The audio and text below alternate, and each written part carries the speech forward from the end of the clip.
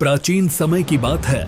द्वारका नामक एक प्राचीन नगरी स्थित थी, जिसे द्वारिका भी कहा जाता है। यह कोई साधारण नगरी नहीं थी, यह अद्भुत और दिव्य उत्पत्ति वाली नगरी थी, जिसके बारे में कहा जाता है कि इसे स्वयं भगवान श्री कृष्ण ने बनाया था। सदियों से द्वारका इतिहासकारों, पुरातत्वविदों और तीर्थयात्रियों को मंत्रमुग्ध करती आई है, और इसमें कोई आश्चर्य नहीं है, क्योंकि इसकी समृद्धि और समुद्र की गहराइयों में छिपे इसके रहस्यमय भाग्य की कहानियां अद्वितीय हैं। द्वारका के आकर्षण को समझने के लिए हमें उस समय में जाना होगा जब भगवान कृष्ण इस धरती पर विचरण कर रहे थे। ऐसा कहा जाता है कि अपने मूल निवास मथुरा को छोड़ने के बाद कृष्ण ने एक ऐसी नगरी बसाने का निश्चय किया जो सभी संघर्षों से मुक्त हो। उन्होंने समुद्र देवता से एक विशाल भूमि 12 योजन मांग ली। समुद्र देवता ने सहमति दी और इस भूमि पर श्री कृष्ण ने दिव्य शिल्पकारों की सहायता से द्वारका का निर्माण किया। यह नगरी अद्भुत वास्तुकला और समृद्धि का चमत्कार थी। इसे सोने की नगरी के नाम से जाना जाता था और यह अपनी भव्यता और सुंदरता के कारण संसार के हर कोने से आगंतुकों और भक्तों को आकर्षित करती थी।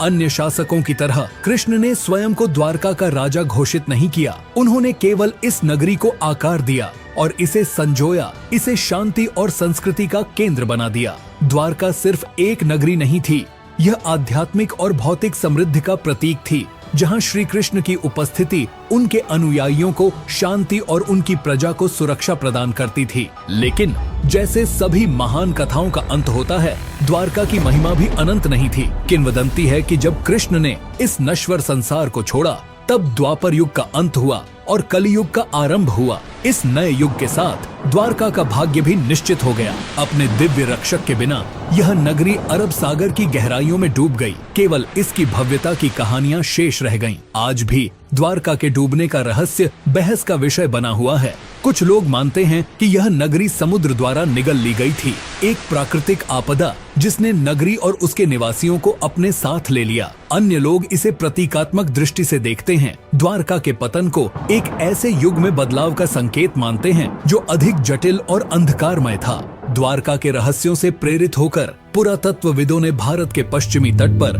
कई अभियानों का संचालन किया है। इन पानी के भीतर की खोजों में उन्होंने प्राचीन पत्थर की दीवारें, मिट्टी के बर्तन, मूर्तियां और अन्य अवशेष पाए हैं। एक कभी फलती फूलती नगरी के अवशेष। क्या ये खोजें वास्तव में कृष्ण की द्वारका के अंश हैं? यह अब तक अनिश्चित है, लेकिन हर खोज इस किंवदंती में एक और परत जोड़ देती है। आज द्वारका केवल एक डूबी हुई नगरी के रूप में नहीं, बल्कि एक समृद्ध तीर्थ स्थल के रूप में जीवित है। द्वारकाधीश मंदिर, जिसे जगत मंदिर के नाम से भी जाना जाता है, कृष्ण की शाश्वत विरासत का प्रमाण है, जो असंख्य भक्तों को आकर्षित करता है। उनके लिए द्वारका केवल एक पुरातात्विक चमत्कार नहीं है, यह दिव्यता से जुड़ने का एक शाश्वत माध्यम और उस नगरी की याद दिलाने वाला स्थान है जो कभी थी और शायद अब भी समुद्र की गहराइयों में है।